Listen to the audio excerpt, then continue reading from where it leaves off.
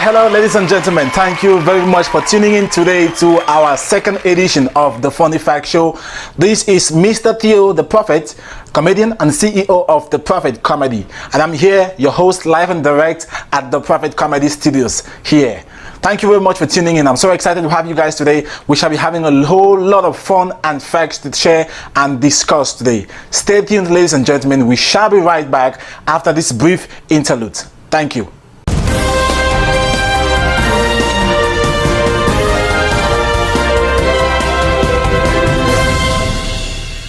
All right, welcome back, ladies and gentlemen, from this brief interlude. I'm so excited once more to host you.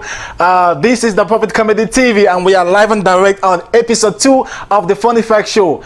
I am so excited. Now, before we begin the rundown of the activity for today, I would love you to do one thing for me. Like this video, comment below, and please click the subscribe button, and please invite your friends, invite your family members, invite every people, even your village people, ladies and gentlemen. You can invite them. You know, you're all accepted to the Prophet Comedy TV. Invite them, subscribe. All right, let's get to business. The first funny fact we have for today is so simple. Now, over time, I realized that the advent of technology has changed the way we live as human beings, has changed our lifestyles actually.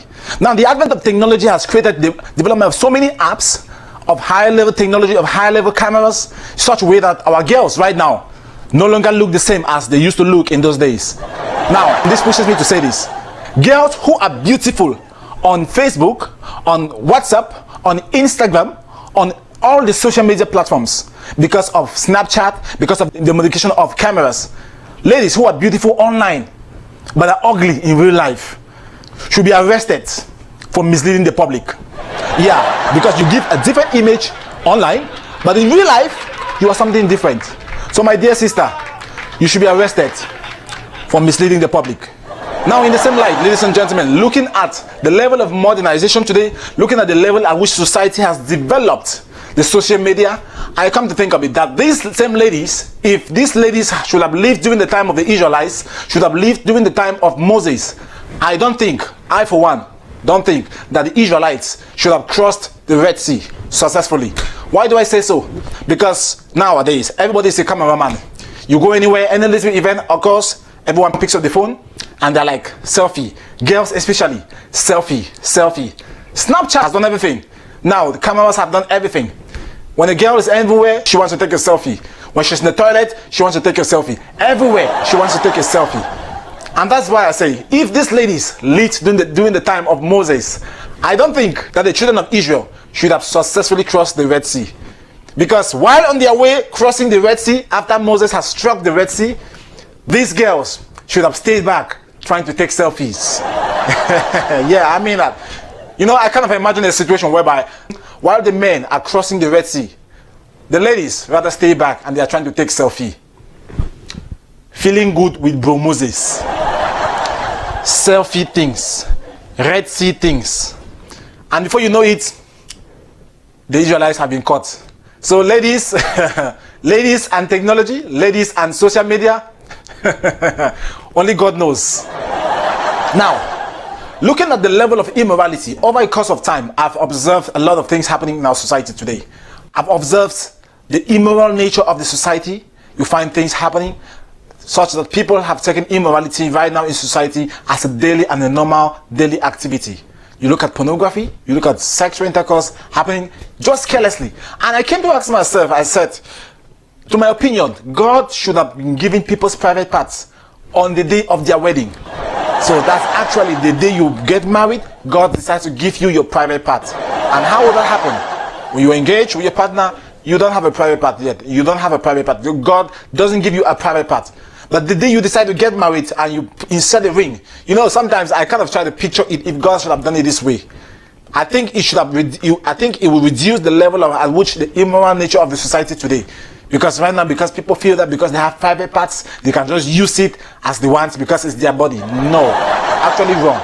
Now just imagine that you were at your wedding day, for example, and you see, and the pastor says, begins with the girl and says, Will you take this man as your lovely wedded husband to love and cherish till death do you part? And she says, yes. And she inserts the ring. So the moment she inserts the ring into the man's finger, her private part appears. Tap! And she's like, oh my God, my private part just came. Oh my God, I'm so excited. And everyone's like, oh my God, everyone's so excited. You know, it could be so an exciting situation. Now, it goes over to the man. So the man actually takes the ring. You know, men are always very excited, very excited, very excited. And so the man takes the ring, and the pastor is, and while the pastor is trying to conduct the process, he said, Pastor, please hurry up, Pastor. My brother, calm down.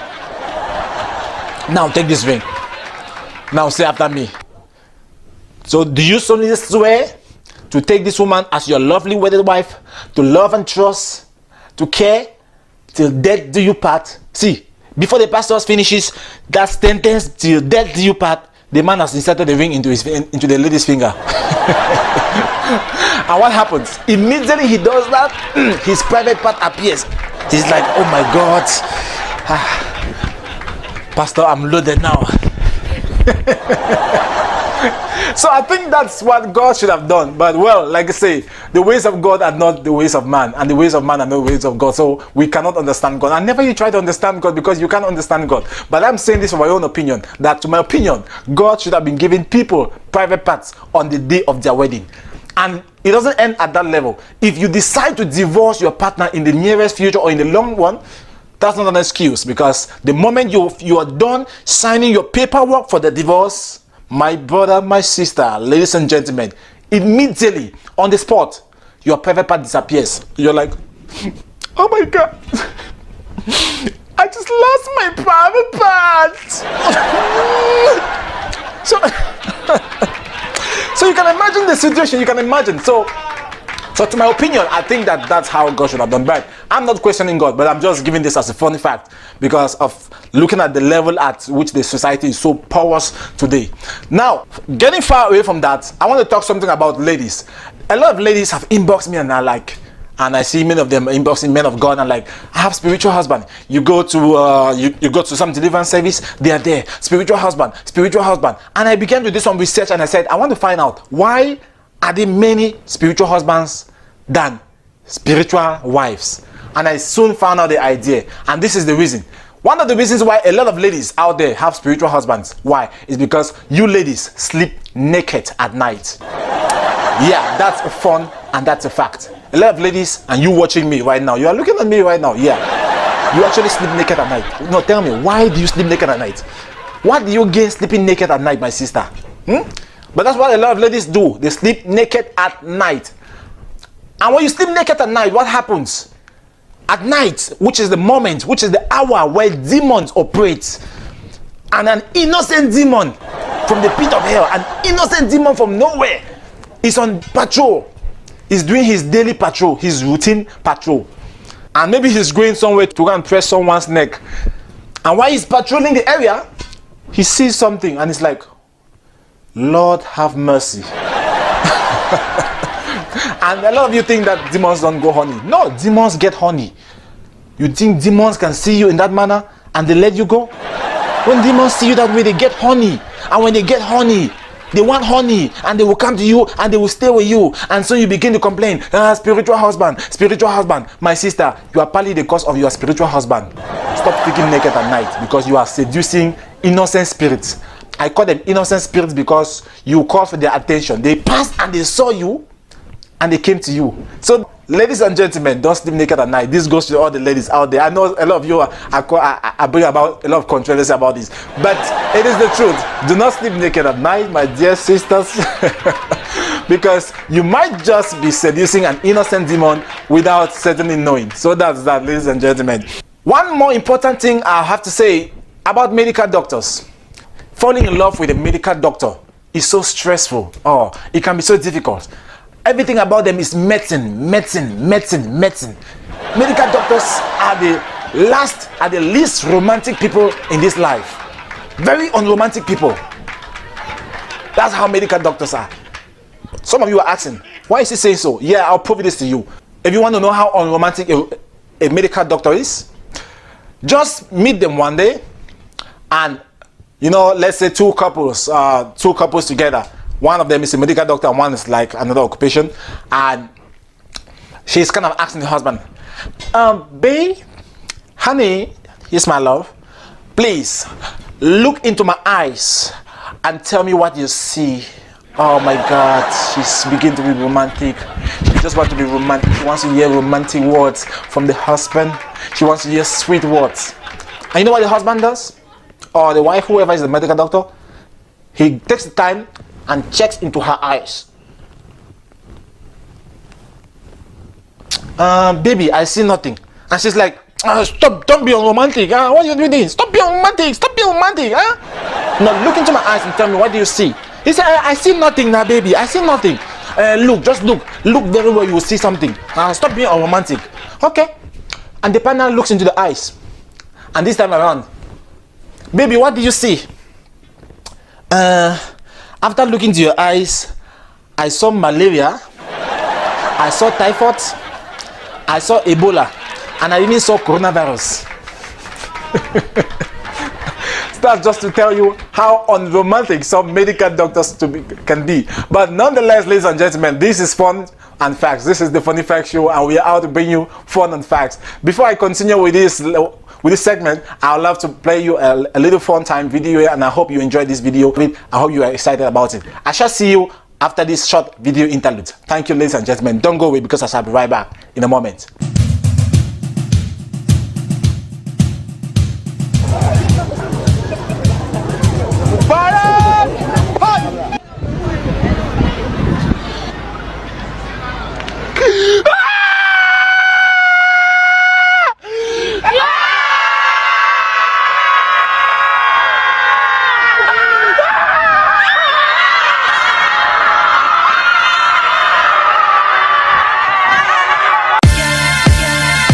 Welcome back, ladies and gentlemen. I'm so excited to have you back on this platform. I hope you enjoyed that little brief video.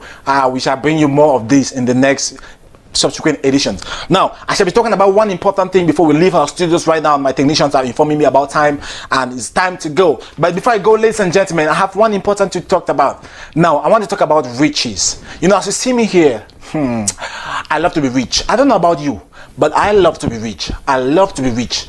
Yeah, I love to be honestly rich. Don't misquote me, because some of you out there, when I say you love to be rich, you start thinking about using someone for sacrifice. No, that's not what I'm talking about. But I love to be rich. I don't want to be poor. One thing I love about being rich is that when you are rich, people respect you. People respect you at all domains. At family meetings, anything you say, they say yes. When you're rich, even your age does not matter. People listen to your money more than your age. When you're rich, even the flies respect you. Have you ever seen a fly passing around a rich man? You mostly see flies where they are poor people. When you see rich men, you find sunlight following them. When you see poor men, flies are always going on them. You're trying to slap your head. Now, one thing I love about the rich, ladies and gentlemen, is that being rich, everything about the rich is high. They dress in expensive cars, they wear expensive shoes, they wear expensive dresses, they eat expensive foods. When they are listening to music, their music is high life.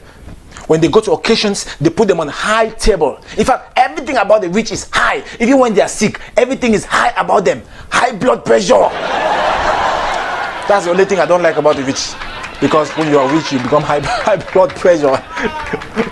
But well, now, looking about the other hand of the show, looking at the poor man, everything about the poor man is low. Now, there's only one thing about the poor man that is high. I'll talk about that. So everything about the poor man is low.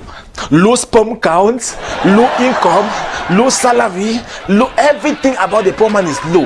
The only thing that is high about the poor man is their birth rate. Poor men and children. In fact, most of them use the cover up and say, no, the Bible says we're sent to earth for procreation, and so we need to procreate. My brother, you are procreating when there's no money. That's the only thing high about the poor man. You mostly find rich men with billions of dollars having one kid, having one or two kids, and that's fine. But the poor man is always having time, A poor man is always on his wife. They are always together. That's the best thing they can do. Well, what am I saying by this, ladies and gentlemen? My encouragement out there is just, we all need to work hard. No matter what you go through in life, be hardworking. Don't be lazy. Laziness is not tolerated. This is the Funny Fact Show, and we are out to bring to you fun and facts. Whatever thing we say here is the fun and the facts.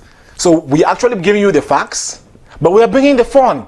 So we are giving you the facts in a funny way to make you laugh out your worries and also inform you about the changes that is needed, the change we need, and the change we all have to implement. Thank you, ladies and gentlemen, for staying with us up to right now.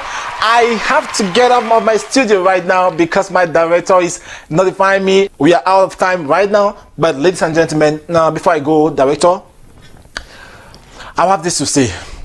I am so well. I feel I kind of feel disappointed that at this point of time, at this level of the show, there are some of you out there watching up to this time. You have not yet laughed.